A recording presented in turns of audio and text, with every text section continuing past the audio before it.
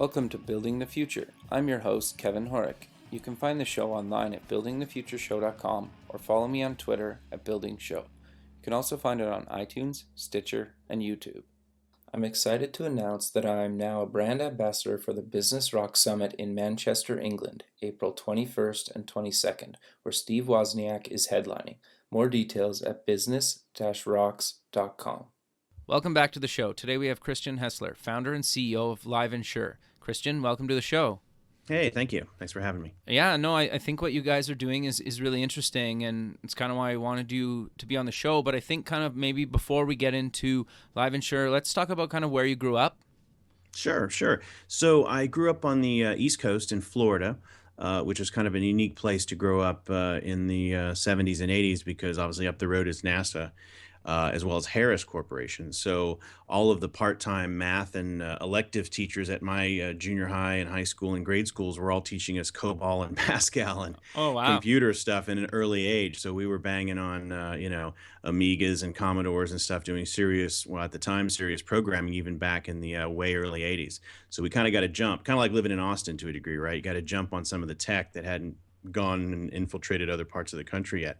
So we were doing basic programming and the language basic and going in and hacking all the Commodore video games probably a few years ahead of our counterparts. That's awesome. So you basically were thrown into technology. You didn't really choose to be into it. You just were automatically introduced into it. Yeah, absolutely. I mean, my background was had a pretty good variety to it. I studied all kinds of different subjects in college and in grad school even, and technology was always sort of interwoven through there, but there were a lot of arts and there were a lot of languages and different things that I'd always worked on. But no matter what I was doing, I was always brought back to technology as sort of the latest medium or modicum that you would, express yourself in that format. So, everything I'd ever done, I ended up having hands on, even at the early days, some form of computer. That was the way to express or connect or create or do whatever you were doing. So it was a really magical time. I talk with a lot of friends of mine who are of the same age and say, it was pretty magical that we got to sort of see that almost Gutenbergian kind of transition from 70s and 80s into the 90s and 2000s and sort of watch the before and the after, whereas a lot of guys around today were kind of born into it, or gals were born into it. And we kind of saw that change. So we have maybe a bit better appreciation for it. Sure. And then you got the parents that are too old that don't get it at all. So we kind of had that magical, anyone that kind of saw Star Wars originally as a kid is kind of lucky because computers kind of happened at the same time. Sure. So was there like one moment where you were kind of like, this is for me and this is kind of the industry I want to be in, or? Well, no, it was kind of the opposite. My first job I did my undergraduate at Vanderbilt in Nashville. And my first job out of college was actually as a museum curator of all things, a humanities curator working on lots of multimedia and gallery exhibits and cultural festivals and all kinds of things. And of course, I was banging away on the computer to sort of make a lot of this happen, creating kind of digital interactive stuff in the early days, even early days of what you would consider a web page, or even, documents and things that were done with a lot of graphic design. And then I started working with more interactive galleries. And as I sort of figured out just by that first job, no matter what I would do, I could tunnel any passion into a technological sort of avenue of that. And so after that job, I left and moved around the country for different jobs, working places like Citysearch, which is the first online city guide, which was the job I had right after the museum gig. And then I went into some more harder core kind of jobs, like IT officer for a medical facility. And then I was the IT officer for First American National Bank, and then went on to work for places like Computer Associates and Sun Microsystems. And so it just kept going. And the more and more I kind of got more degrees and more certificates and more experience, I found that, that it was just as a creative experience or a generative experience than any other discipline. And yet it was the thing that you kind of struck while iron's hot. This was sort of the movement. So it really wasn't hard, but it wasn't something I necessarily pursued. It's just everywhere I went, that was the expertise you needed to go to the next level. And so it sort of naturally brought me there, which I think was why it was more effective than if I had perhaps sought it out. Sure. So then what did you take in post-secondary then? Yeah, so I have a graduate degree in computer science. I also have a Okay. graduate in music and also some in business. So all aspects that have led to more the entrepreneurial side of what I do now. But that came over, 20 years, right, or 15 years, or a pretty good stretch of time. So it was nothing where I went to school for 8 years straight, came out and knew what I wanted to be. It was, I came out and knew, that I wanted to do something, that wasn't just sort of the rank and file. And then I also knew that it had to have some sort of technology into it, and it just evolved. Truly, the word evolve makes the most sense in my case. It Sure. certainly wasn't a plan. And when I ended up, as a senior staff engineer at Sun Microsystems, I just thought to myself, what am I doing here? Like, here I am, tear up the resume, I'm done. I'm sitting there in Menlo Park and in the Bay Area, a kid from the East Coast going, what am I doing here in the middle of Silicon Valley at the hottest time? Well, at the time was the first bubble, so to speak, but Sure. at the hottest time in the world, where it was like, this is it. Like, we're done. We're here, and this is where I'll be for the rest of my life. And it was an amazing journey to get there, and the things that I learned, and mostly the people that I met along the way, are kind of the main reasons. But yeah, I think the way that technology is so pervasive now in all of our lives and anything we do, just period. It's just anything and everything you will do, from your toothbrush to your streaming video to your job to anything. Totally. Technology is everywhere.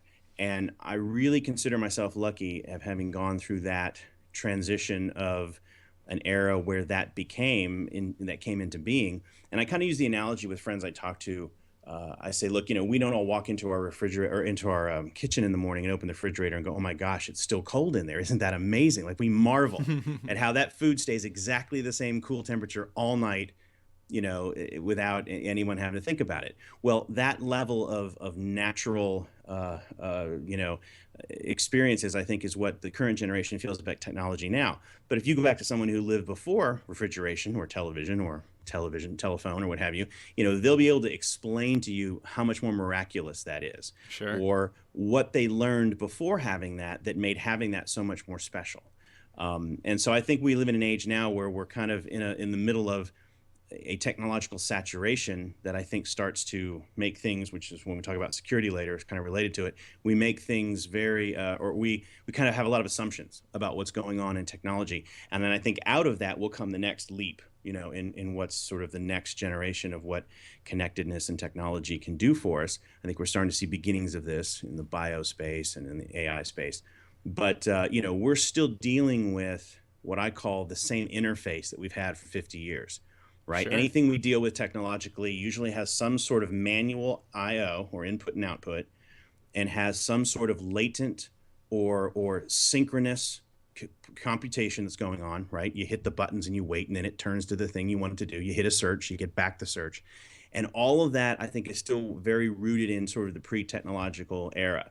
I think, another example is that we still have words for things that are related to their more skeuomorphic or counterparts, like we still call things stores or emails or Sure. things like that. And when things start to take on their own vernacular that doesn't have a root in the pre-technological era, I think that's when we really know the boat's kind of left the dock. So I marvel at seeing that transition, because I think it has as much of a psychological or sociological impact to it than it does a technological one. I think we're coming to grips with some of that now with social media, right? I think social media has moved exponentially beyond where we were socially as a society, which is a great thing in a lot of cases. But it's certainly something to be reckoned with, because we're almost like a child with toys. We don't know, how they work, but they work. Totally. And so we're smacking them to make them blink, and we don't know why they're blinking, but it's a lot of fun.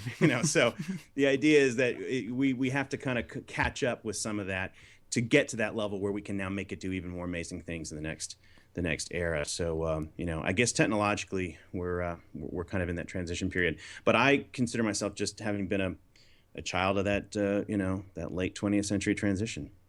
No, it's interesting too, because like just even remembering when there wasn't the internet or a cell phone, like there's a lot of people now that they've always had the internet, they've always had a cell phone, right? It's even as simple as that, right? Where I remember using the computer pre-internet.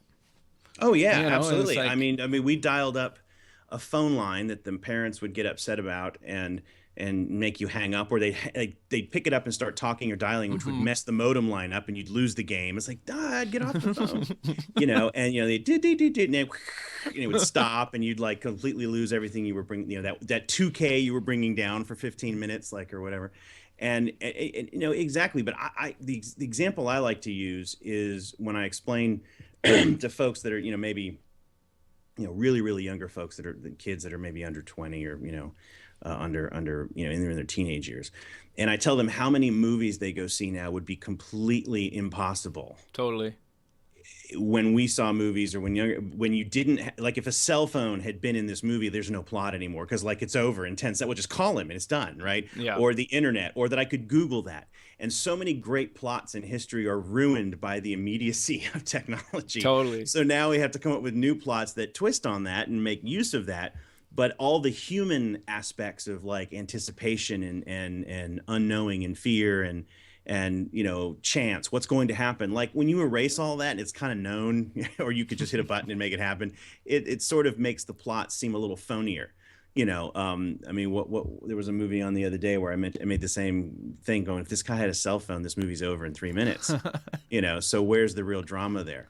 So anyway, it's that kind of stuff too, where if you hadn't grown up, like you just mentioned, living in the technology, so many of those subtleties are lost. Totally. Because you just assume it's, anything, anywhere, anytime, anyway, just hit a button. No, you're totally right. It's really fascinating. So I'm curious then, maybe let's get into kind of what is LiveInsure? Yeah, absolutely. So LiveInsure is the culmination of a really long period of research and development that I have been doing with several people in various formats over the years, that all sort of pushed the understanding a little bit further down the road. That resulted in this idea that security online, or your identity and your authenticity online, is a pretty sort of sacred concept, and it has been utterly commoditized, and it has been treated like, again, the example I use is, it's like medicine, right? Whenever someone brings up security online, or on a mobile situation, or a website, or DRM, even go back to the Napster days, it's always spoken about as this bad thing that you have to do. We don't want you to have to do it, but you will do it. You won't like doing it, and we only do it when something really bad happens. Totally, which has always fascinated me. Yeah, and you're guilty before proven innocent. Exactly. Like, you show up to a website going, "Who are you?" I mean, come on. It's like, no, it's me. I mean, what did I do?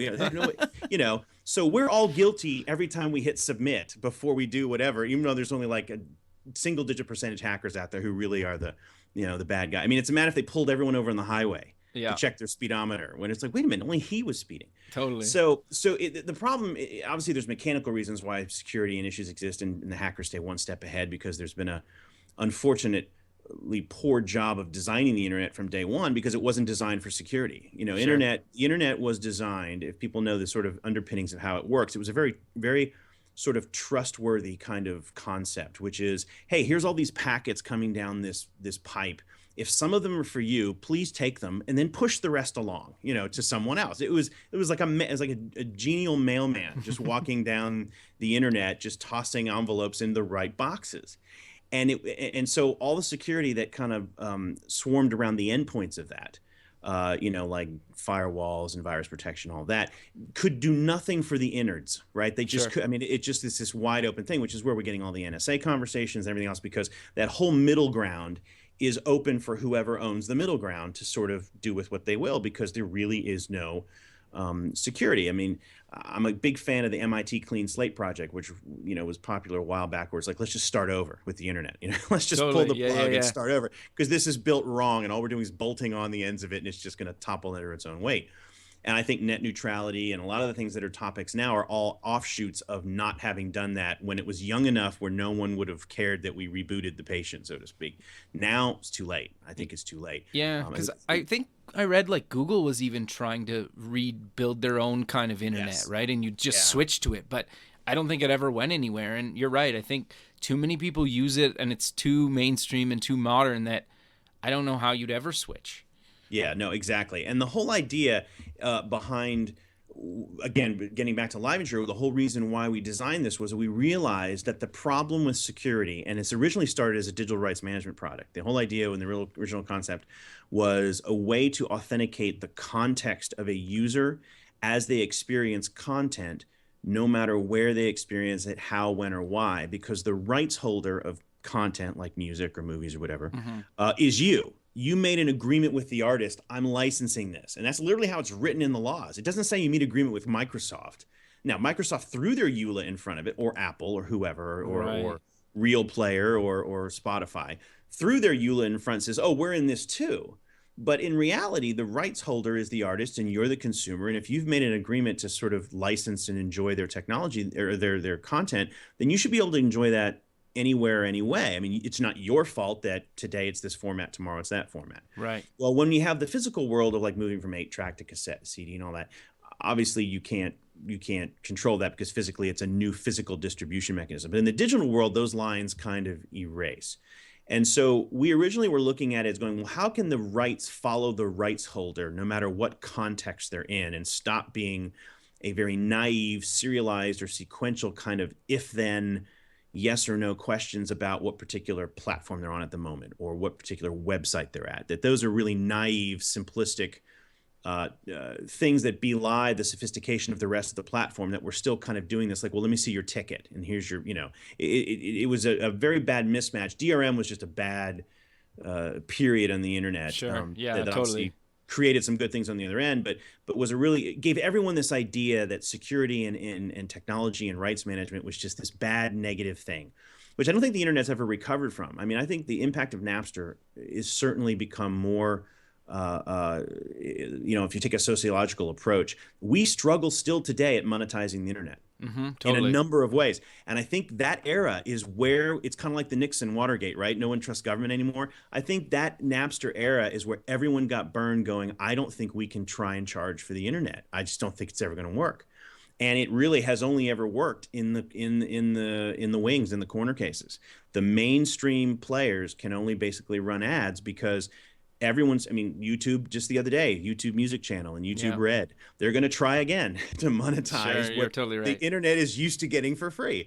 So, and here's why, because YouTube didn't make the content, right? Yep. And I have friends over there, right? So I know them and love them. They're great. But Steve Jobs didn't make the content.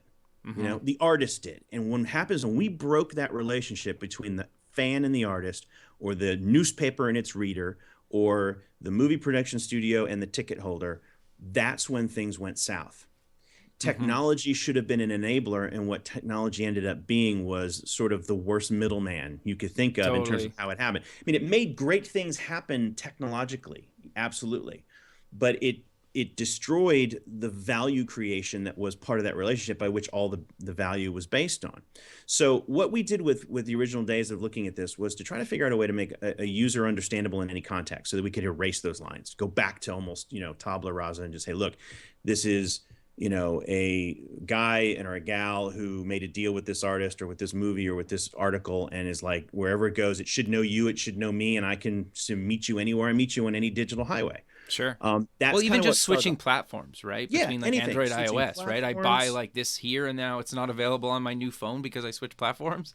Exactly. Or if I've made a relationship with a particular kind of content, and then later I find that content in another format, I already am a rights holder of that other format. And so maybe that other extra content that's now paired with it is at a discount for me, which would encourage me to buy it, right? We do this all the time in any other marketing thing. Like if I've already bought the one thing, I can get the upgrade for less, and that builds loyalty naturally and natively and based on value, not just based on advertising and kind of, bait and switch and that kind of thing. So anyway, we weren't trying to boil that whole ocean. We were just trying to make sure that how could we sort of recognize things in terms of identity and authenticity based on context rather than on credentials. Right. And then that evolved, as DRM fell out of fashion, that evolved quickly into this concept of, well, how do we actually just purely identify and authenticate people like this? Forget about the reasons that they want to do that. So we kind of ditched media and saying, look, we have partners that'll do that. We're not trying to solve that end of it anymore. We're really boiling a fundamental problem about how do I know that I can trust you in multiple contexts, and what is that trust based on, and how is that trust mutual rather than lopsided like it is with traditional security. Sure. In traditional security, the site holds the username, the password, the tokens, the credentials. They're tracking your IP. They gave you the login, and you're just up there trying to present yourself. that this is me, and a number of sort of prescribed, pre-baked ways for which the user who's doing the presenting has no skin in that game at all. And yet that's the environment that has created the worst hacks of history. Sure. Why, and we say why, and the reason why is because we have decided that the cloud had all the power and the crowd had none of the power. But as anyone knows from reading Sun Tzu or any military movie they've watched, knows from Star Wars, again, not to be topical, the thousands of little ships flying around takes down the giant ship in the middle, right? Sure. George Lucas put it on the screen for us 30 years ago. Why is the internet, and Facebook's figured that out, right? Amazon's figured that out. eBay's figured that out. You know who hasn't figured this out? The security industry. Yep.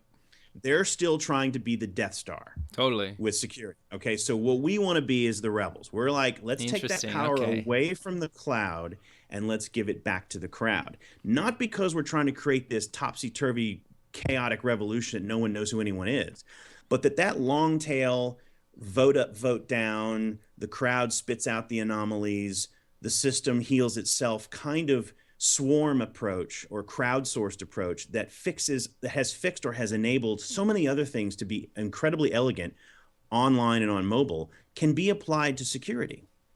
Sure. And the difference for us was that we wanted to give the end user some skin in the game. We wanted them to have something when they authenticated that made them unique, that only they knew, that they didn't actually share with anyone else in the process. Because the other sort of cross-cutting principle to this was that in a military sense, for example, you never take any piece of information that you haven't been able to triangulate as being true. Right. You can never trust anything that's a single source provider. Well, that's all two-factor, multi-factor, regular security is all based on. It's ridiculous. And worse, the one source they're trusting is the one that's unfortunately the one that's going to make the decision at the same time. It's like saying the key's under the mat, under the door, in front of the door, under the mat, but only lift it up and get it if you're supposed to be the person who's supposed to do that. It's nonsense. It's all self-reporting. So what we wanted to do was kind of do a simple thing. One is to turn what was traditionally a shared secret 50-50 kind of puzzle, like regular PKI or encryption or public-private key, as it were. And we wanted to take that 50-50 puzzle and turn it into a triangle.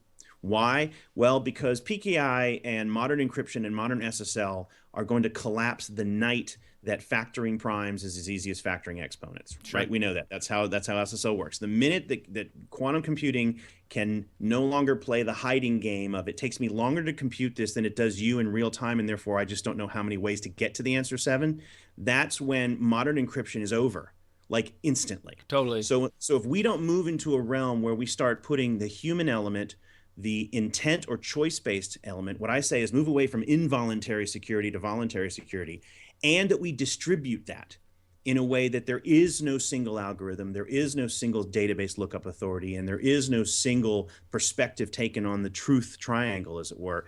That's when, no matter when the bit depth gets bigger or smaller and the hackers get bigger or smaller, is when they're never going to be able to catch their own tail. That's kind of what has to happen. So we designed a solution that basically took that power from the cloud, distributed around the crowd. Number 2 is we turned it into a triangle instead of a shared secret puzzle, and we built that puzzle off of what we call contextual elements as opposed to credential elements. And what we mean by that is some things are stored, some things are dynamic, some things are interpreted, and some things are presented. And the idea is that we all do this as humans every day.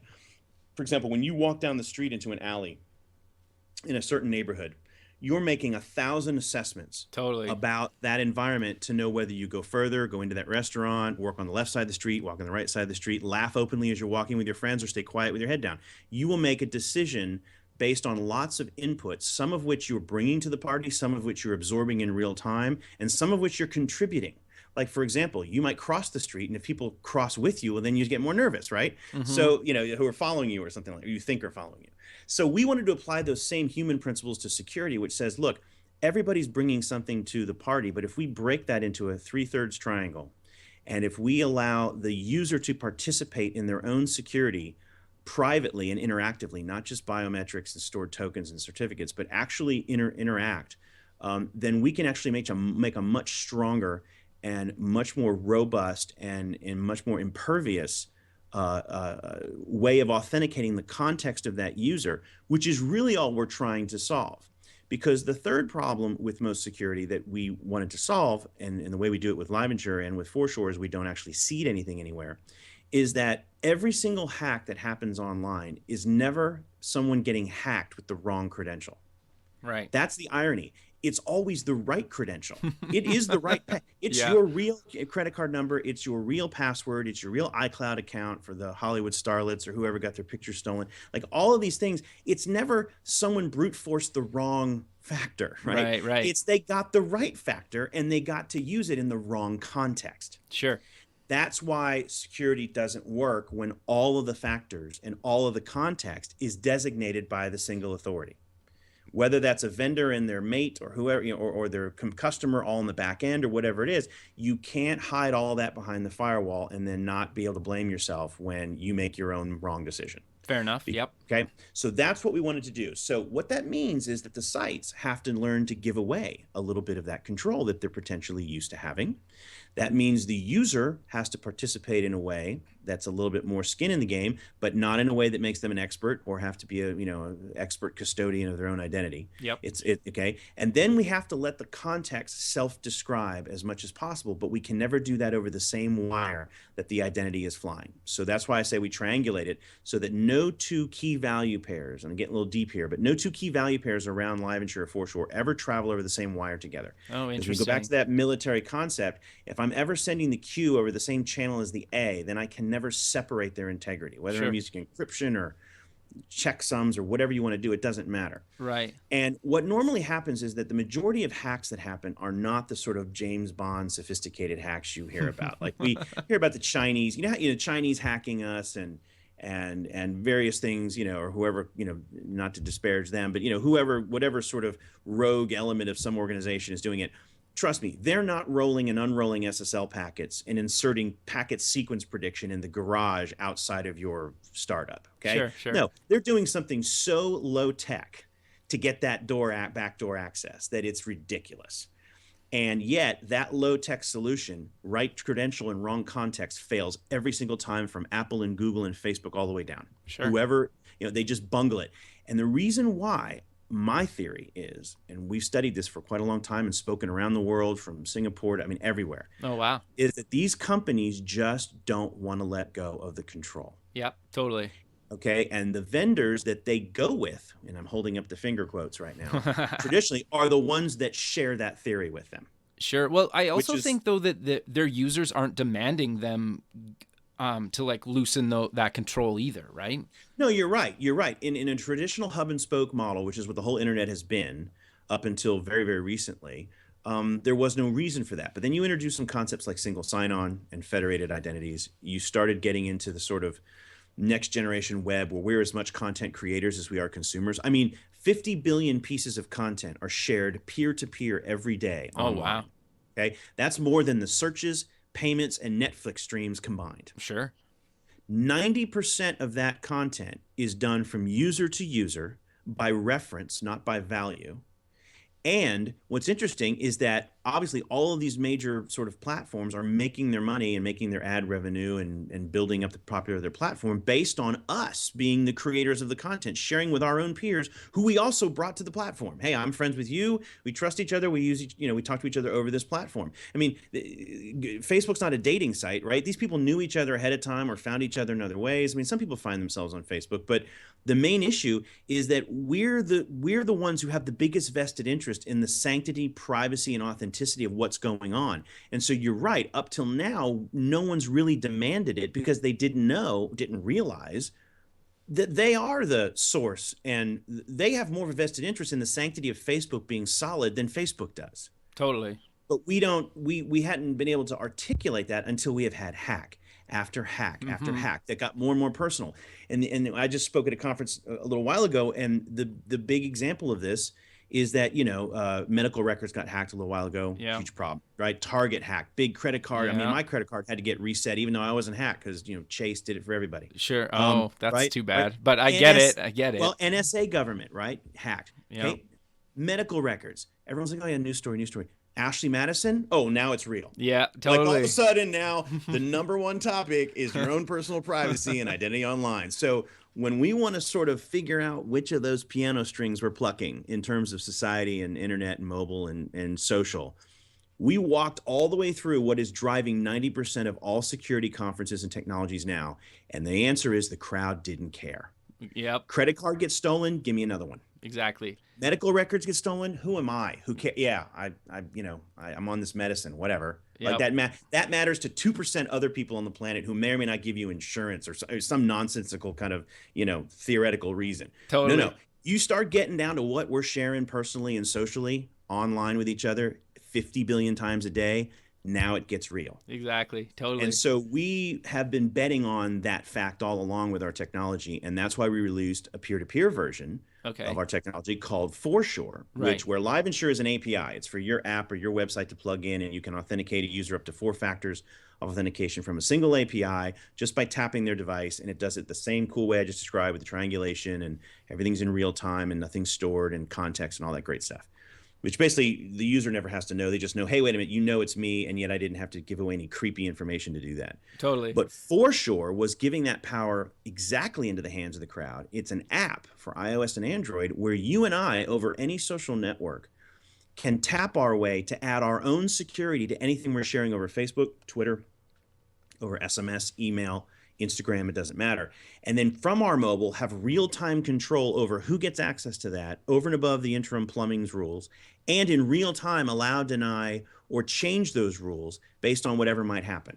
And so it's almost like a remote control for trusting who's on the other end of a digital connection over any social or messaging platform, and then controlling that content in real time all over and above these existing social networks without requiring any of their participation, any of their permission, or any of their visibility of what you're doing. Yeah, I think that's really cool what you guys are doing. And that's kind of why I wanted to have you on the show, is not only kind of talk about security, but kind of talk about how you guys are solving the problem. And then, just kind of giving your perspective on the whole thing, because you're right. People are really starting to care now that it's getting personal with iCloud and Ashley Madison. And I'm sure there's others that are coming in the future. Yeah. Absolutely. Well, the funny thing about that is that everyone thinks that the hacks they read about that morning happened last night, like it was some kind of break-in, right? And what people don't understand is that the hack they read about today happened 7 months ago or whatever it is. And it's only when the data gets dumped into some public forum where identities are shopped or things leak or whatever, is when people realize it. But that's what's so strange, is because then the sort of outrage in the media happens, and it's very short-lived, right? I mean, if you would put this on the spectrum of terrorist attack, plane crash, Hollywood celebrity breakup, everyone got hacked, sports scores, there's a continuum of things where this has about 2 minutes of people's, attention. But what they don't realize is this was already going on. It is going on now. And the next one where they're going to get hacked is happening at this moment. Sure. And so the outrage properly applied to the people who made a deal with the user, saying, look, we're going to take care of your data. We're going to make money off of you using our platform to things that add value to you, but we have a responsibility to keep you safe and secure. And you have a responsibility, and we have a responsibility to give you tools for you to be able to protect yourself as well. That's why we have insurance. We have insurance because other bad people are going to do bad things to us.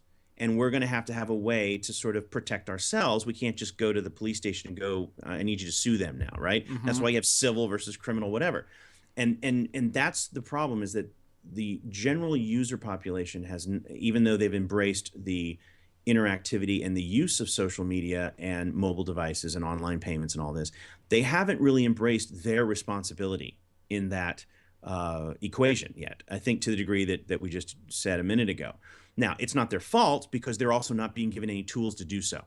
Exactly. And so that's the gap we're trying to fill. We're trying to fill the gap that says we want to take some of that power, not all of it, some of it away from the cloud and give it to the crowd. And we're exercising a peer-to-peer way for users just to get used to that they can actually now do this for themselves. And then we obviously want to have our technology embedded into the traditional hub and spoke scenarios where users just should have the ability to say, look, when I'm not logged in, no one else can log in as me, period. Exactly. And I have the power of what that is and what that means, and I don't have to share that with you. And the way that LiveInsure and ForSure work under the hood at the patented level is that we just have figured out a really cool mathematical way to do that, where you don't have to share the details to understand or recognize the composite in context.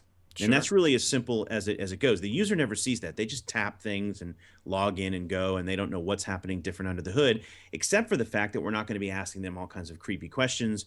We're not going to be scraping their fingerprints. They don't have to be pulling things down onto their phone and storing them like certificates and tokens.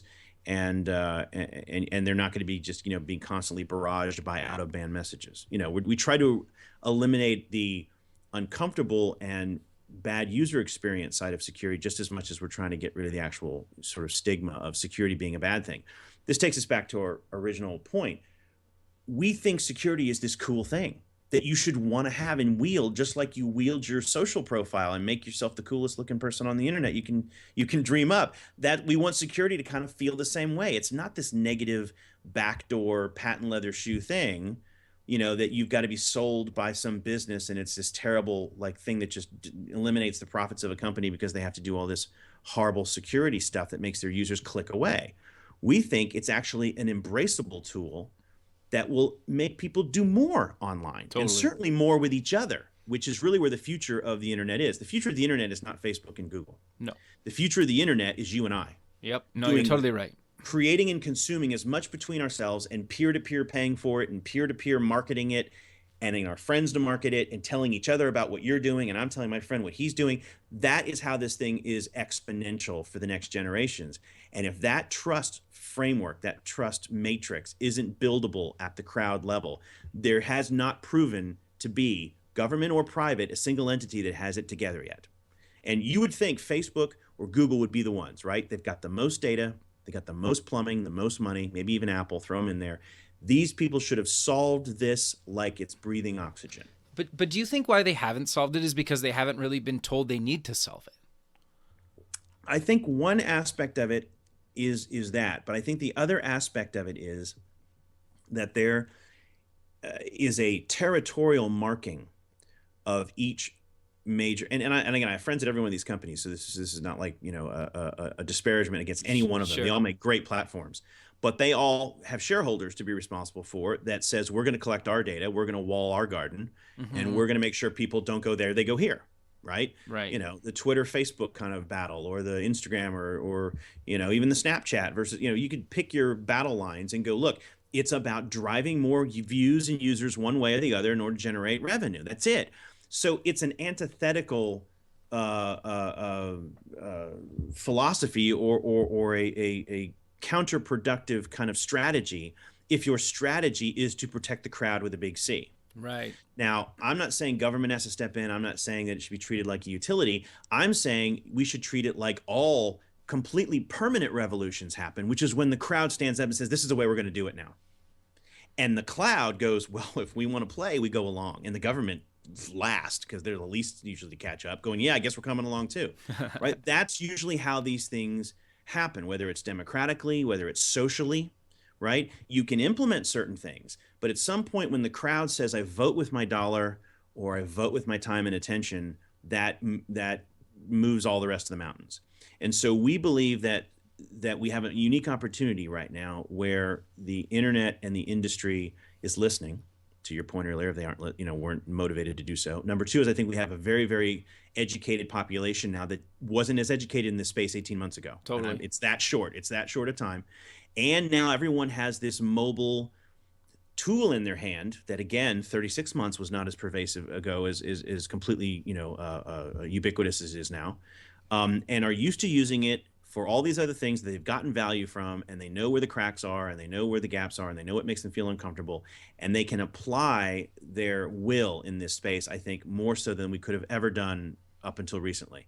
And so I think that's why our timing is right with our technology to go, look, there are, and we're not the only way, there's other ways, we invite lots of ways, but the idea is that let's have the crowd do what they're doing in social media now around trending and around knowledge and around sharing and around popularity and around connecting and social causes. Like, we're doing this in every other realm, but protecting ourselves. Yeah.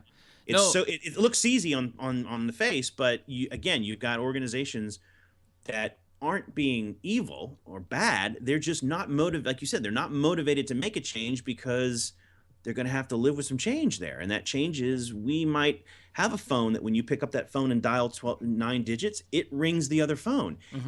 In between what happens and how I can control that and whether they're on the same make and model phone as me or blah, blah, blah, shouldn't matter. No, totally. I totally agree.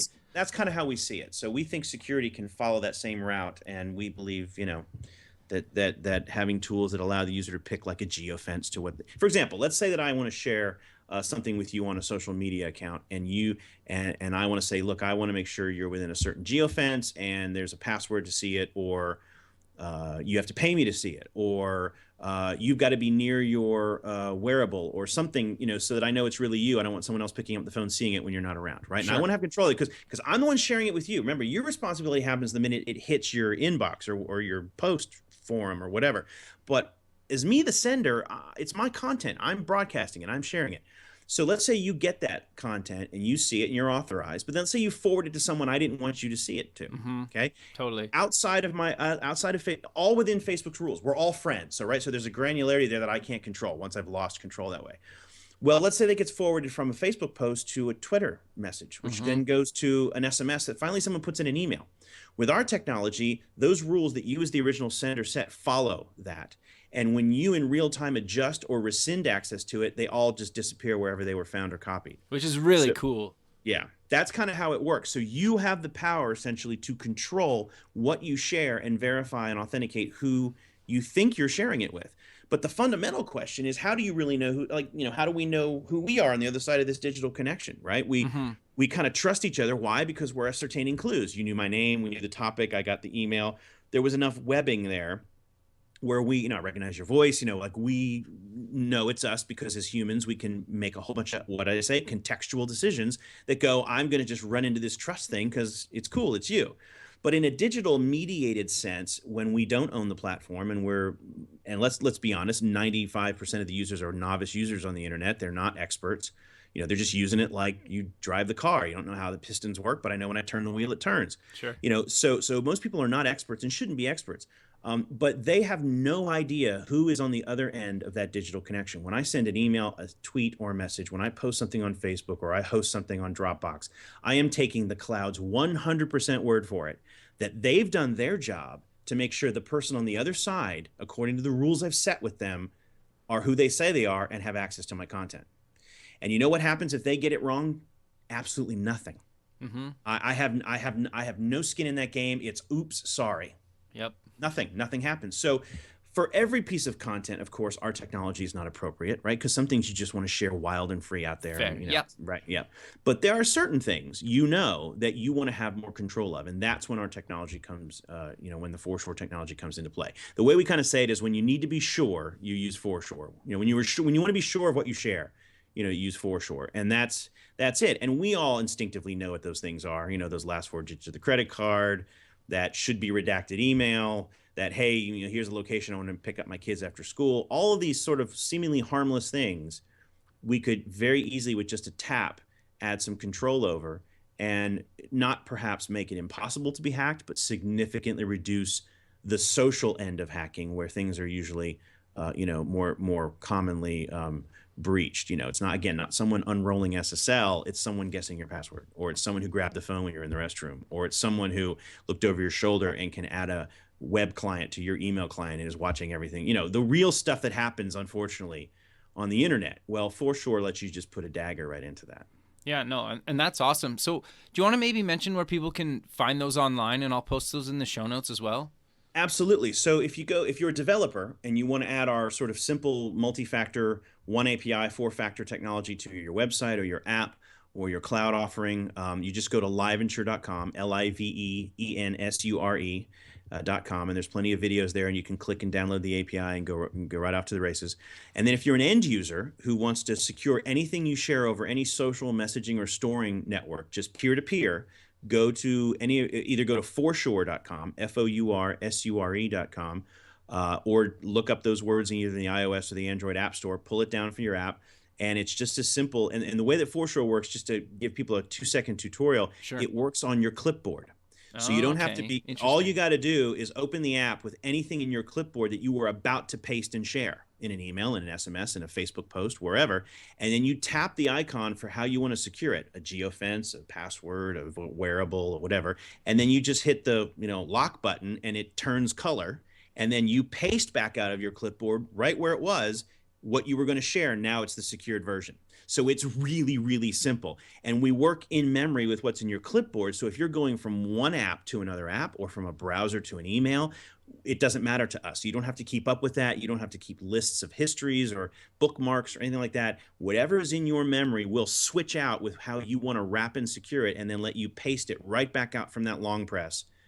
With no friction anytime you want, and then you'll get a notification and when someone tried to open it, and you can do all kinds of cool things. So it's really cool, and it's a free app. So just go to forsure.com or look up Forsure, spelled FOURSURE, in the app stores, and start taking control of your digital life. Very cool. So maybe this is a little bit of a controversial question. Sure. Say I get, like, if I don't post things that on, say, like iCloud, or I'm not on Ashley Madison or any of those kind of sites that could get you in trouble out, in your personal life. Like, why should I really care about security? Yeah, that's a really, really good question. So one of the biggest misnomers about security is that it's only about proving what you did do. Okay, interesting. Right? Yeah. But the real point of and that has been the same security issue that has existed since the earliest civilizations in Mesopotamia or whatever, right? They would have wax seals on documents that people would run 20 miles across the desert, and they would break the seal, and it was the king's non-repudiation, right? This is proving that this is real, genuine, and so on and so forth. In wars they did this, and secret ciphers and all this. But the real problem in the digital realm isn't proving what you did do, it's being able to disprove what you didn't do. Yeah, fair. Because your identity is a purely digital construct online. It has actually no physical. The physical relationship is actually the most artificial part of it. The way that we tie our humanness to our digitalness is unfortunately the thinnest thread in the tapestry. It's the most artificial and unusual imprinting, because there isn't anything about that digital connection that connects us to it physically. Sure. But within a digital situation, things that connect digital things to other digital things are ironclad associations, because they're born out of that. For example, your IP address or your username or your email address. Fingerprints and footprints that you leave digitally around are very hard to deny, because there is no other way for you to be able to say that wasn't you. So it's completely flipped the model. It's not like guilty until proven innocent. It's like or innocent until proven guilty. It's guilty until proven innocent, which is why, again, back to what we said earlier, that security has been sold as this negative thing, this almost punishment, this almost red letter that you have to wear.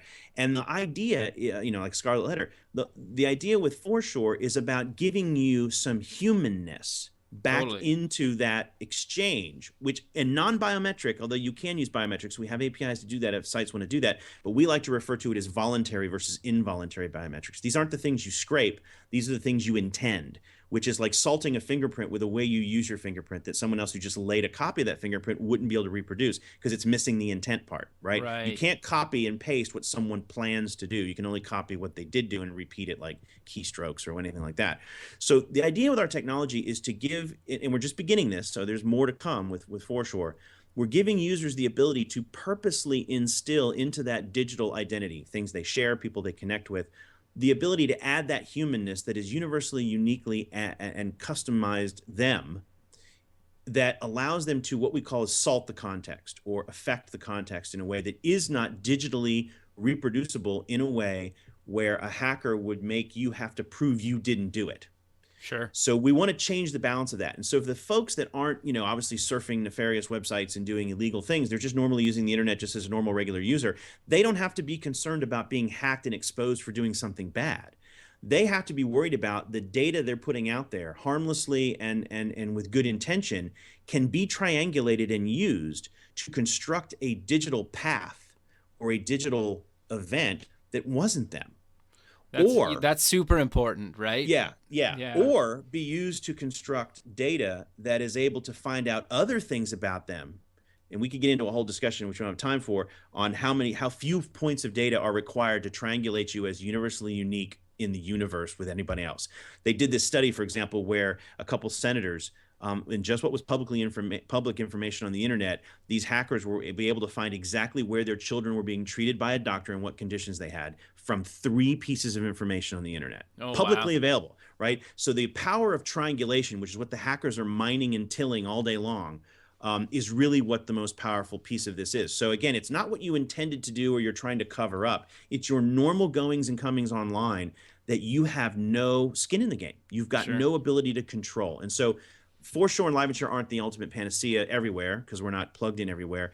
But at least for the things you share, it gives you the ability to basically, put a gap in there and say, look, I am still in control of what this is and what I share and what happens to it. And so it's the beginning of stemming, that tide. We have a lot of friends, for example, that are in the Bitcoin space and the blockchain space, and we can obviously get more into that. Those guys are all thinking in a very similar kind of format. It's all about death by 1,000 cuts. The crowd is bigger than, the cloud is big, the hackers are bigger than the cloud, but the crowd is exponentially bigger than all of them. Sure. And so to me, that's where the solution space lies. Somewhere in that end of the spectrum is where I would invest, not investing more in the Death Star. Sure. No, totally. And I think another good example that I remember a few years ago was when people were checking into Foursquare that they weren't at home, and then somebody set up that pleaserobme.com. It's basically saying like, here's a list of, like, you basically telling anybody that you're not at home. You're telling the entire world that you are not home right now.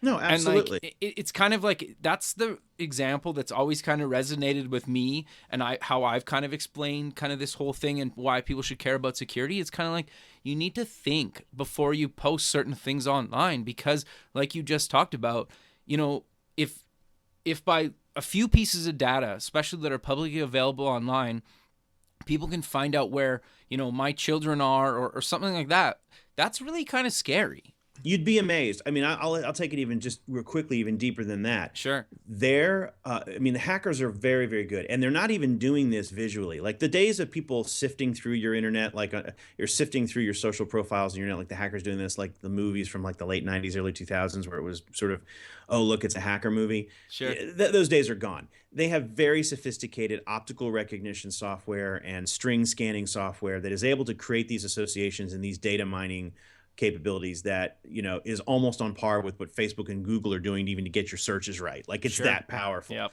So they're able to figure out from things that are on people's clothing in the background of pictures that you're in. Wow. And associate those things with other data. For example, guy could be in a picture with him and his daughter, and in the background is a guy with a soccer jersey on, like let's say in Europe, right? That it shows a particular local club. Sure. Right? They'll recognize that logo. They'll be able to triangulate that logo with that local club's local borough, right, or city. We just keep going here. You see where this is going. Like, it is not just, oh my God, I told people I was out of town.